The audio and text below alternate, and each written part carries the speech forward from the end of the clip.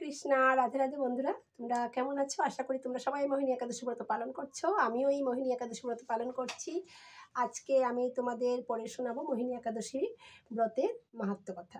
তো তোমরা শোনো, আমি এখন শুরু করছি। তার আগে আমি এক মহামন্ত্র বলে নিচ্ছি। হরে কৃষ্ণ কৃষ্ণ কৃষ্ণ হরে হরে, হরে রাম রাম রাম হরে হরে। जय श्री कृष्ण चैतन्य प्रभु नित्यानंद श्री आदित्य गदाधर श्रीवासादि गौर भक्तबृंद। এখন আমি মোহিনী একাদশী ব্রত মাহাত্ম্য কথা পড়ে শোনাচ্ছি। এই বইটা তোমরা স্কন মন্দিরে পাবে।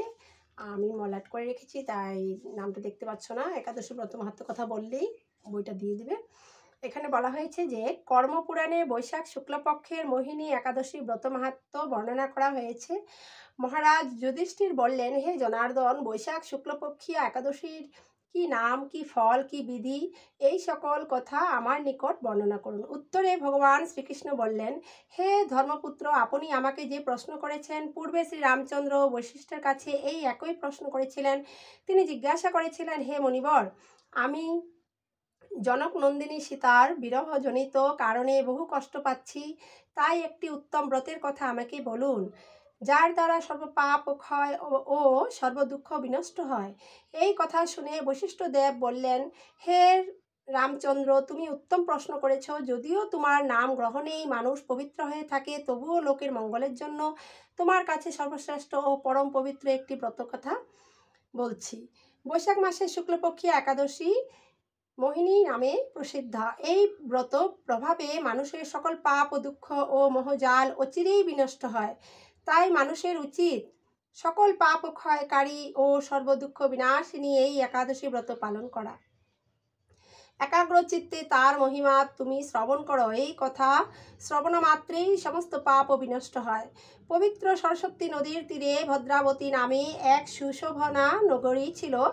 চন্দ্রবংশজাত ধৃতিমান নামে এক রাজা সেখানে রাজত্ব করতেন।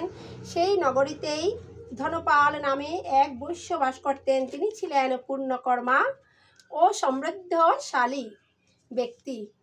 তিনি নলকূপ, জলাশয়, উদ্যান, মঠ ও গৃহ ইত্যাদি নির্মাণ করে দিতেন। তিনি ছিলেন বিষ্ণুভক্তি পরায়ণ ও শান্ত প্রকৃতির মানুষ। সুমনা, দ্যুতিমান ও মেধাবী সুকৃতি ও ধৃষ্টবুদ্ধি নামে তার 5 জন পুত্র ছিল। পঞ্চম পুত্র ধৃষ্টবুদ্ধি ছিল অতি দুরাচারী। সে সর্বদা পাপ কার্যে লিপ্ত থাকত, পরস্ত্রী সঙ্গ করত, বেশ্যাসক্ত এবং লম্পট ও দ্রুত ক্রীড়া প্রভৃতিতে পাপে সে অত্যন্ত আসক্ত ছিল। দেবতা, ব্রাহ্মণ ও পিতামাতার সেবায় তার একেবারেই মতি ছিল না। সে অন্যায় কার্যে রত, দুষ্ট স্বভাব ও পিতৃধন ও ক্ষয়কারক ছিল। সব সময় সে ভক্ষণ ও সুরাপানে মত্ত থাকত। পিতা ধনপাল একদিন পথ দিয়ে যাচ্ছিলেন। হঠাৎ তিনি দেখতে পেলেন দৃষ্টবুদ্ধি এক বেশ্যার গলায় হাত রেখে নিঃসংকোচে ঘুরে বেড়াচ্ছে। তার নির্লজ্জ পুত্রকে এভাবে চোরা রাস্তায় ভ্রমণ করতে দেখে তিনি অত্যন্ত মর্মাহত হলেন। এই কুস্বভাব দর্শনে ক্রুদ্ধ হয়ে তিনি তাকে গৃহ থেকে বার করে দিলেন। তার আত্মীয় স্বজনও তাকে পরিত্যাগ করলো। সে তখন নিজের অলঙ্কারাদি বিক্রি করে জীবন অতিবাহিত করত। কিছুদিন এইভাবে চলার পর অর্থভাব দেখা দিল। ধনহীন দেখে সেই বেশ্যাগণও তাকে পরিত্যাগ করলো। যখন ধন না থাকে, টাকা পয়সা না থাকে, তখন বেশ্যারাও দূরে চলে যায়, পরিত্যাগ করে। অন্ন বস্ত্রহীন ও ধৃষ্ট বুদ্ধি ক্ষুধা তৃষ্ণায় অত্যন্ত কাতর হয়ে পড়ল। অবশেষে নিজের গ্রামে সে চুরি করতে শুরু করলো। একদিন রাজপ্রহরী তাকে ধরে বন্দি করলো, কিন্তু পিতার সম্মানার্থে তাকে মুক্ত করে দিল। এভাবে বার কয়েক সে ধরা পড়লো ও ছাড়া পেল, কিন্তু তবুও সে চুরি করা বন্ধ করলো না। তখন রাজা তাকে কারাগারে বদ্ধ করে রাখলেন। বিচারে সে কষাঘাত দণ্ড ভোগ করল। কারাভোগের পর অন্যান্য উপায় দৃষ্টবুদ্ধি বনে প্রবেশ করলো। সেখানে সে পশুপক্ষী বধ করে তাদের মাংস ভক্ষণ করে অতি দুঃখে পাপময় জীবন যাপন করতে লাগলো। দুষ্কর্মের ফল কেউ কখনো সুখী হতে পারে না। তাই সেই দৃষ্টবুদ্ধি দিবারাত্রি দুঃখ শোকে জর্জরিত হলো। এইভাবে কয়েকদিন অতিবাহিত হলো। কোনো পূর্ণ ফলে সহসা একদিন সে কৌন্ডিন্য ঋষির আশ্রমে উপস্থিত হলো।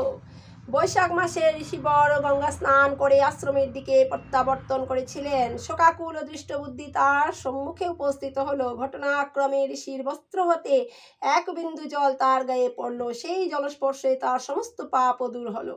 হঠাৎ তার শুভবুদ্ধির উদয় হলো। ঋষির সামনে সে গীতাঞ্জলি পুটে প্রণাম প্রার্থনা করতে লাগলো। হে ঋষিশ্রেষ্ঠ, যে পুণ্য প্রভাবে আমি এই ভীষণ দুঃখ যন্ত্রণা থেকে মুক্তি লাভ করতে পারি তা কৃপা করে আমাকে বলুন।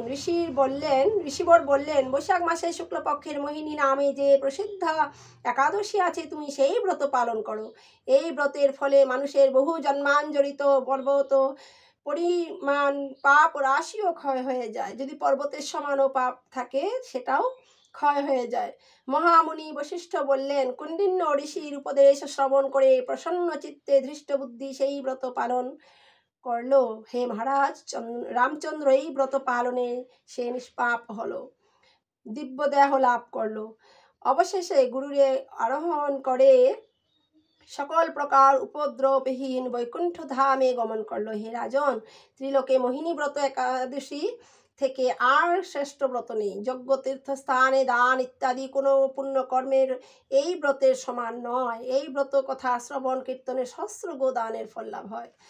এই হচ্ছে মোহিনী একাদশী ব্রত মাহাত্ম্য কথা। তবে তোমরা এই একাদশী ব্রত কথা অবশ্যই পড়বে, তাহলে তোমরা যেই আমরা সারাদিন বা প্রত্যেক মাসে বা রোজ কয়েক মিনিট পর পর আমরা অনেক পাপ করে থাকি, তবে আমাদের এই একাদশী ব্রত পড়ার ফলে আমাদের অনেক পুণ্য লাভ হবে এবং আমাদের পাপ ক্ষয় হবে। তো তোমরা অবশ্যই একাদশী ব্রত পালন করবে। আর এখানেই একাদশী ব্রত মাহাত্ম্য কথা সমাপ্ত হলো। আর কালকে সকালে পরের দিন পালনের সময়সূচি হচ্ছে সকাল 5টা 34 থেকে 9টা পর্যন্ত থাকবে। তারপর তোমরা ভগবানের প্রসাদ গ্রহণ করবে। হরে কৃষ্ণা, রাধে রাধে, হরি বল, জয় শ্রীকৃষ্ণ।